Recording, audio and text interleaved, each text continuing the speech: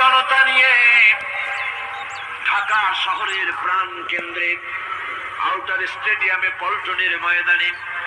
কোরআন শরীফের 3 দিন তাফসীরুল কোরআন মাহফিলের শেষ দিনে গুনার বোঝা মাথায় নিয়ে কোরআন শরীফ সামনে নিয়ে আল্লাহ তোমার দরবারে ভিক্ষুকের মতো দুটি হাত আমরা তুলে ধরেছি। রব্বুল আলামিন এই 3 দিন